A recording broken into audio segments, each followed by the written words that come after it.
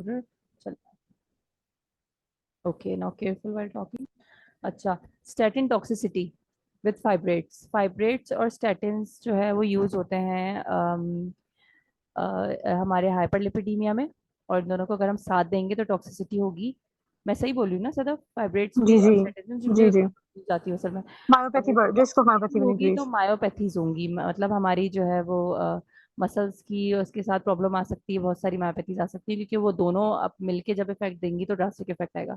Oral contraceptive failure के लिए जो रिस्पॉन्सिबल होता है वो रिफैम्पिसिन होता है, क्योंकि वो जो है वो इसके थेरेप्यूटिक इफेक्ट नहीं अचीव करने देता इसके। अच्छा, drug that mostly cause neuroleptic malignant syndrome. Chlorpromazine. इसमें करते हैं, एक तो रिफेम्पिसिन इनहिबिटर है सिप का, उसके थ्रू, और सेकेंडली ना इंटीरियोहेपेटिक रिसर्कुलेशन होती है स्टीरॉइड्स की।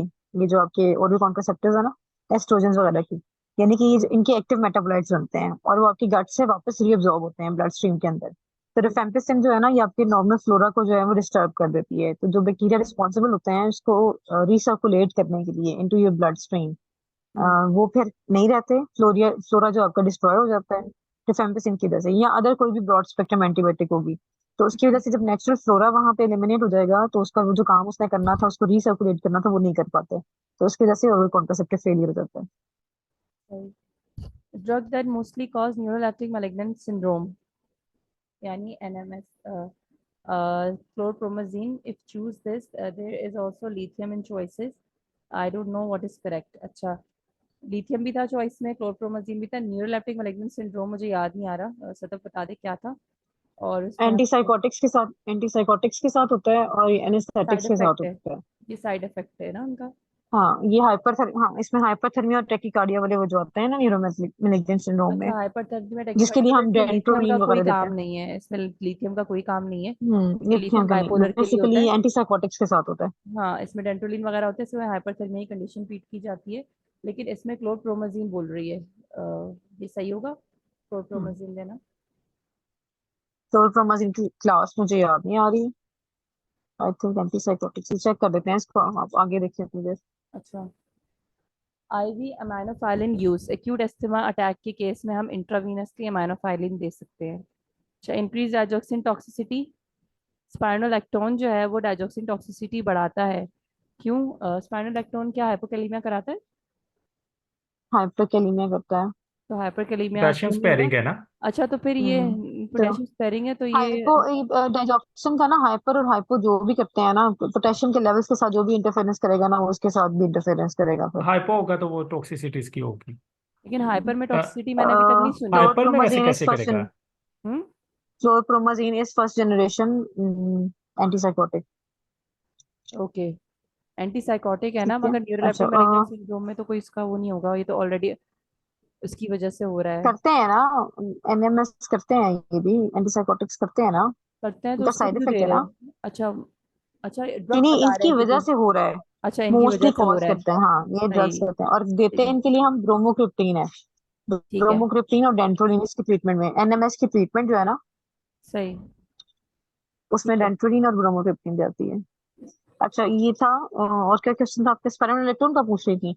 टाइजॉक्सिन हाँ, जो है ना, बड़ा इरेक्टिक बिहेवियर शो करती है। ठीक है, तो आपने बस याद रखना है स्पाइरल इलेक्ट्रॉन के साथ भी जो है हो ना, सकता है कोई इसकी चार्ट टॉक्सिसिटी में होती है। इसमें हो कोई ड्रग इंटरेक्शन इसका, आला नस्ल के स्टार्ट में। हाइपोकेलीमिया जहाँ पे हाइपोकेलीमिया होता है वहां भी इसकी टॉक्सिसिटी हो जाती है, और जहाँ पे हाइपरकेलीमिया होता है ना, वहीं वहां पे भी इसकी जो है हाइपरकैलिमिया में टॉक्सिसिटी हो मैंने अभी जाती है। तक देखा नहीं ना सुना है, तो उसमें क्या, उसमें भी टॉक्सिसिटी होती है? तो देख लेंगे उसको भी। जी, स्पाइरल इलेक्ट्रॉन के साथ एग्जांपल दी है ना उसमें। ये आया तो अच्छा, होगा ना। स्पाइरल कर तो इलेक्ट्रॉन रहा इट है। सेल्फ, हाँ, पोटेशियम लेकिन स्पेयरिंग है हो ना, ये सकता है कि हाइपरकेलीमिया होती है। स्पाइरोनोलैक्टोन कोई एंजाइम इंड्यूसर, एंजाइम वो हो, इनहिबिटर भी हो, इस वजह से भी हो सकता है। अच्छा, ये ये तो सीधा क्वेश्चन मैंने सीधा ना इंट्रैक्शन है हसन शायद। मिर्जा हसन मिर्जा से मैंने पूछा था, तो उन्होंने मुझे यही जवाब दिया था कि डाइजॉक्सिन जो है ना बहुत इरेक्टिक बिहेवियर शो करती है। तो जहाँ पे भी पोटेशियम के लेवल्स जो है ना अप डाउन होंगे, वेदर दे आर हाइपो और हाइपर, वहां पे डाइजॉक्सिन की ओके। टॉक्सिसिटी हो सकती है। ओके, सही। Drug that causes optical problem, हाइड्रोक्लोरी हाइड्रोक्सीक्लोरोक्यून। वो ड्रग जो ऑप्टिकल प्रॉब्लम्स कॉज करती हैं, इसमें हमारे पास आता है हाइड्रोक्सीक्लोरोक्यून। करती है, हाँ, करती है। Okay. Treatment of methotrexate in psoriasis, once weekly, then on same day. मतलब हर आप हफ्ते सेम इसकी, डे पे ही एक दिन देता है हाँ मीथोट्रोपिन। सेम डे पे आपने हाँ लेनी होती अच्छा जी। मंडे को दे रहे हैं तो नेक्स्ट वीक मंडे को ही देंगे। अच्छा हम्म। डायसल्फाम इंटरेक्ट्स विद ग्रेसियोफुल्विन। अच्छा डायसल्फाम का इंटरेक्शन है ग्रेसियोफुल्विन के साथ। मेनिंजाइटिस वायरल इन्फेक्शन है। Acyclovir does dose reduce required in renal impairment. Acyclovir renally excrete होता है तो renal impairment में जो है इसकी डोज एडजस्टमेंट की जरूरत होती है। Drug that cause hypoglycemia, glycoside, bone mineral density monitoring required in what drug? OHAS. Not sure with this. Please confirm OHA क्या? Bone mineral density तो OHS आई डोंट नो ये क्या लिखा है ओके। उन्होंने। वैसे हम बीएमडी तो मॉनिटर करते हैं ना आपके कीमोथेरेपेटिक एजेंट्स के साथ। हम्म सही क्योंकि वो बोन डेंसिटी भी कम करती है और वो बोन मैरो सप्रेशन भी कराती है। अच्छा structure of tetracycline given question is what will happen if taken with antacid. Complex form कर लेगा टेट्रासाइक्लिन एंटासिड के साथ अगर देंगे और वो इफेक्टिव नहीं होगा। Structure of tetracycline given question is what is appropriate about it both soluble in acid and base amphoteric। अच्छा टेट्रासाइक्लिन एम्फोटेरिक होता है नेचर यानी ये एसिड में भी soluble होता है बेस में भी soluble होता है। Not an omega 3। ये तीनों जो नाम है ना ये ओमेगा 3 फैटी एसिड है। और हाइप्यूरिक एसिड जो है ना ओमेगा 3 नहीं है। जितने भी बड़े बड़े अजीब से नाम होते हैं ना ओमेगा 3 के होते हैं। और लिनोलेनिक भी जो है वो लिनोलेनिक भी ओमेगा 3 होता है। What is tragacanth? Vegetable gum. Very obvious. Tragacanth जो होता है वो एक बोटानिकल गम होता है। Okay what is not advisable for pregnant women with haemorrhoids? Use topical glycerol trinitrate 0.2% 3 times a day for 7 days। इसका क्या रीजन है आप बता दें अगर आपको पता है तो। जीटीएन वैसे मेरा ख्याल कॉन्ट्रा इंडिकेटेड है प्रेग्नेंट वुमेन में, तो आप लेकिन नहीं ये यूज तो करेंगे टॉपिकल है हेमराइड्स ना। में इसको। ये तो टॉपिकल है। लेकिन रेक्टल एब्जॉर्प्शन तो होती है ना। अच्छा सही। अच्छा not use for rectal absorption extraction. Is faster हाँ। Okay not use for extraction alginic acid. Extraction में ज़्यादातर सल्फ्यूरिक एसिड या हाइड्रोक्लोरिक एसिड या इस तरह नाइट्रिक एसिड ये यूज करते हैं और एल्गिनिक एसिड कोई यूज नहीं है इसका एक्सट्रैक्शन में। Penicillin cephalosporin cross sensitivity 4 to 10%। Resistant to cephalexin E faecalis ये बैक्टीरिया है जो रेजिस्टेंट होता है सिफेलेक्सिन से। मेजर 3A4 एरिथ्रोमाइसिन इसको मेजर करते हैं। ये तो पता ही है ना सबको इसलिए मैं एक्सप्लेन नहीं करी। Hmm. Buprenorphine counselling advice. Avoid direct heat on patch. Patch जो हम लगाते हैं ब्यूप्रेनोर्फिन का इसमें हीट नहीं पड़नी चाहिए। Structure of norepinephrine converted to epinephrine यानी मिथाइलेशन जब होती है ना एपिनेफ्रिन में तो नॉरएपिनेफ्रिन बन जाता है। Vitamin not related to eye vitamin D is never related to eye. Norepinephrine से जब एपिनेफ्रिन बनती है तो मिथाइलेशन सॉरी होती है। नॉरएपिनेफ्रिन एपिनेफ्रिन से से जब जब एपिनेफ्रिन बनती नॉरएपिनेफ्रिन है बनती है, तो डीमिथाइलेशन होती है। हाँ एपी फिर अच्छा डीमिथाइलेशन होती है। मैंने गलत पढ़ लिया। फॉर्मेट्रॉल जो है वो लॉन्ग एक्टिंग बीटा एगोनिस्ट है। टर्बिटोलिन जो है वो शॉर्ट एक्टिंग बीटा 2 एगोनिस्ट है। टर्बिटोलिन जो है बेसिकली हमारे अस्थमा की कंडीशन में यूज होता है लंग की ट्रीटमेंट के लिए यूज होता है कि बीटा 2 हमारे लंग्स में मौजूद होते हैं तो टर्बिटोलिन जो है वो लंग्स के केस में यूज होगा लेकिन ये शॉर्ट एक्टिंग है। अच्छा COC क्या था भूल गई मैं। ओरल कॉन्ट्रासेप्टिव्स में कंबाइंड कैसे? Oral Combined combined oral oral contraceptive. contraceptives advised when prescribing. Taking combined oral contraceptive while smoking increase risk of thromboembolic events। यानी जो हमारे embolism जो जाती है हमारे जो आर्टरीज में थ्रोम्बोसिस वगैरह की इसके इवेंट्स के चांसेस ज़्यादा हो जाते हैं अगर आप इसको स्मोकिंग के साथ लेंगे। Question about what ji. is the appropriate statement regarding effect of drug in infants? Plasma half-life is longer due to not fully developed. Yes, something like that. Not sure if this is correct. There is no option like infants have more water than adults. Please confirm if I choose the correct answer. अच्छा question क्या था कि what is inappropriate statement regarding effect of drug in infants? जो infants होते हैं ना बिल्कुल newborn होते हैं उसमें ड्रग का जो इफेक्ट है उसके हिसाब से कौन सा स्टेटमेंट सबसे अप्रोप्रिएट है? Plasma half life is longer due to not fully developed उसने ये मार्क करा था। तो प्लाज्मा हाफ लाइफ जो है ना वो ज्यादा होगा इन्फेंट्स में क्योंकि वो फुली देखिए डेवलप हाँ, नहीं है। ऑर्गन्स ऑर्गन्स फुली डेवलप नहीं होते ना, आपका लिवर और आपके किडनीज फुली डेवलप नहीं होते, तो यही बेसिकली आपके मेटाबोलाइजर्स हैं मेजर। तो इस ओके वजह से प्लाज्मा हाफ लाइफ बढ़ जाती है। और ये भी 29 ऑप्शन ठीक है अप्रोप्रिएट के इन्फेंट्स का, they have more water than adults. इसलिए इसकी सॉलिबिलिटी भी बढ़ जाती होगी। अच्छा correct about angiotensin 2। Inhibits production of captopril. Can't remember the exact drug, but it's an AC inhibitor. एक minute, angiotensin 2 receptor, angiotensin 2 inhibitor, AC inhibitor ही होगा जाहिर है। तो अजीब सा हम्म क्वेश्चन है। अच्छा, गोलीमोमैब in treatment of ulcerative colitis most appropriate. Effective within 6 weeks, so continue treatment. अच्छा, गोलीमोमैब जो है वो हम्म अल्सरेटिव कोलाइटिस के ट्रीटमेंट में यूज होता है, तो ये 6 वीक्स में जाके इफेक्ट प्रोड्यूस करना शुरू करता है। अच्छा, disease not initiates but inflammation of synovial fluid. Disease not initiates, अच्छा, वो डिजीज जिसमें साइनोवियल फ्लूइड की इन्फ्लेमेशन नहीं होती वो ल्यूपस है। गाउट में होती है साइनोवियल फ्लूइड की इन्फ्लेमेशन, रुमेटॉइड आर्थराइटिस में होती है, अल्काइलोसिस स्पॉन्डिलाइटिस में होती है, लेकिन ल्यूपस LSC करके कुछ नाम था उसका, उसमें जो है ना ल्यूपस वाली डिजीज में साइनोवियल फ्लूइड की इन्फ्लेमेशन नहीं होती। Side effects of metabolic acidosis symptoms, diarrhoea. Metabolic acidosis के जो साइड इफेक्ट है, अच्छा डायरिया की वजह से भी मेटाबॉलिक एसिडोसिस होता है, तो ये अजीब सा इन्होंने MCQ कर दिया है, डायरिया की जी वजह से बहुत ज्यादा जो है ना कार्बोनेट डिप्लीशन की वजह से मेटाबॉलिक एसिडोसिस होता है।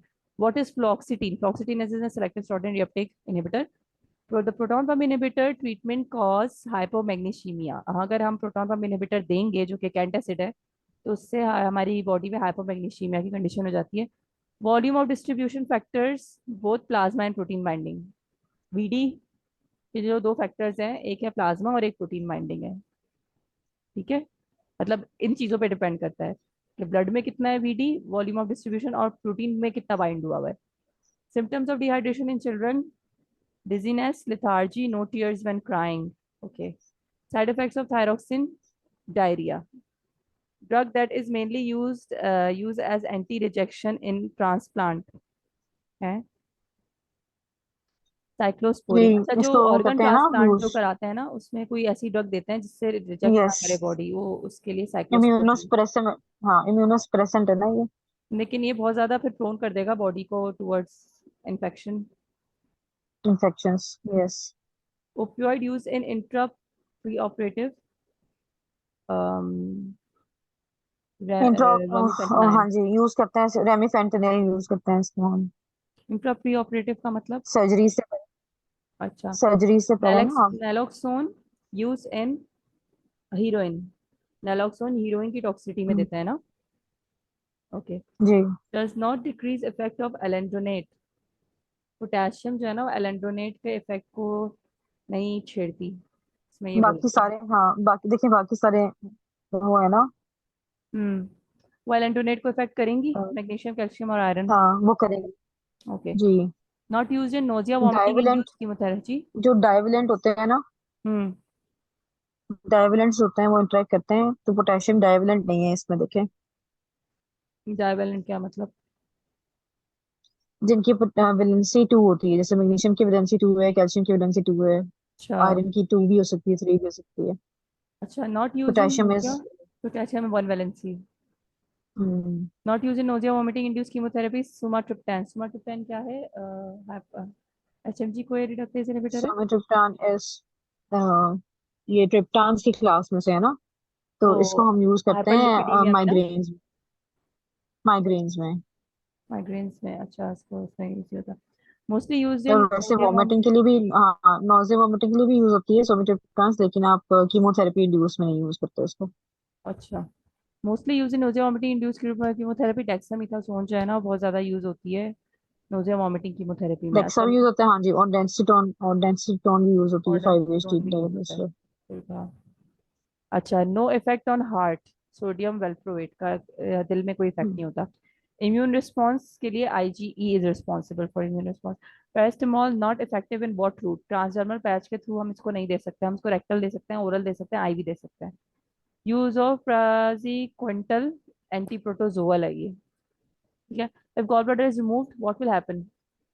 That will not be emulsified, not the exact choice but is related to this one. अगर गॉल ब्लैडर रिमूव कर देते हैं हम, तो फैट इमल्सिफाई नहीं होगा, ऐसा ही है। ट्रू है हाँ जी ओके। बेसिकली नॉट आपके साइड। बाइल सॉल्ट्स होते हैं they are hmm responsible for emulsification of fat हाँ सही, तो जो कोलेस्ट्रॉल है वो ऐसे कैसे ही रह जाएगा बॉडी में। Okay. Not side effect of fentanyl is tachycardia, सही है। H pylori ट्रीटमेंट, क्लेरिथ्रोमाइसिन, मैं थक गई बोल बोल के तो, ट्रिपल थेरेपी मैं बोल देती हूँ। ट्रिपल हाँ। थेरेपी है, क्रिप्टोमोक्सिल ओमेप्राजोल आप देते हैं एक्सपायरी के लिए। Positive agent in the I don't know what is this, patients with IV S और यस। अच्छा ठीक है, ये जो आपकी जिनको आईवी लगी होती है ना, आईवी लाइन जिनके पास हुई होती है, एस हम्म, ऑरियस जो है ना, ये बेसिकली इसके बारे में याद रखिए, ये ससेप्टेबल ऑर्गेनिज्म है। ठीक है, तो जहां पे भी इसको चांस मिलता है ना, जहां पे आपके वुंड्स होते हैं, जहां पे हॉस्पिटल इन्फेक्शन के चांसेस होते हैं, जहां पे अपॉर्चुनिस्टिक है ना, जहां पे इसको अपॉर्चुनिटी मिलेगी इन्फेक्शन करेगा। अब पेशेंट को आईवी लाइन पास हुई हुई है, उसको अपॉर्चुनिटी मिल गई है, तो ये वहां पे इन्फेक्शन कर सकता है सोरियस जो है। अच्छा। Self treatment with self statin. Treatment with statin मैं बोल देती हूँ। Self treatment with statin cream in vaginal flash, आपको पता है कि सेकेंडरी टू एंटीबायोटिक आप इसको ले सकते हैं स्टैटिन क्रीम को। यूज ऑफ डायफेनॉक्सिलेट, डायफेनॉक्सिलेट इज बेसिकली आप इसको यूज करते हैं अनकॉम्प्लिकेटेड जो डायरिया होता है ना, उसमें आप यूज करते हैं। और CYP3A4 located in endoplasmic reticulum, आपको पता ही है। Which drug has ketone group, तो प्रेडनिसोलोन में कीटोन ग्रुप है, ओन है इसके एंड पे। Mechanism action of penicillin inhibit cell wall synthesis, आपको पता है बीटा लैक्टम में सेल वॉल सिंथेसिस इनहिबिट करते हैं। प्रो ड्रग आपके पास फेनसाइक्लोविर है, ये प्रो ड्रग है। Not important in Cockcroft equation, तो सीरम यूरिया नहीं होती, सीरम क्रेटिनिन होती है उसके अंदर, आपको पता है। अगर आप देखें 140 minus age in years multiplied by weight in kgs divided by serum creatinine. उसके बाद HMG को रिडक्टेस, स्टेटिन जो है इनकी यही क्लास है, HMG को रिडक्टेस इनकी क्लास है। Oral absorption depends upon lipid solubility. The higher the lipid solubility, the more the absorption of the drug. Bioavailability depends upon lipid and water solubility. Yes, a drug should be lipophilic as well as hydrophilic in order to get absorbed. क्योंकि solubility होगी drug की, तो तभी absorption। आपका mic मेरे ख्याल में बंद हो गया। क्या सही हो नहीं, गया? मैंने खुद ही म्यूट किया था। Best use in acute asthma attack, तो terbutaline है, ये आपके पास साबा है ना, तो आप Yes. वो यूज करेंगे। Not sure about this, please confirm. अच्छा जी, HIV ट्रांसफर जो है, ये HIV वायरस आपको पता है RNA वायरस होता है, और ये RNA टू DNA ट्रांसफर होता है, फिर ये अपना इफेक्ट शो करवाता है। What is plasmid, this is a small circular DNA molecule found in bacteria outside the cell, cell के बाहर होता है, और जो आपको पता है कि किस लिए रिस्पॉन्सिबल होता है, ये कोड्स ट्रांसफर करता है बेसिकली।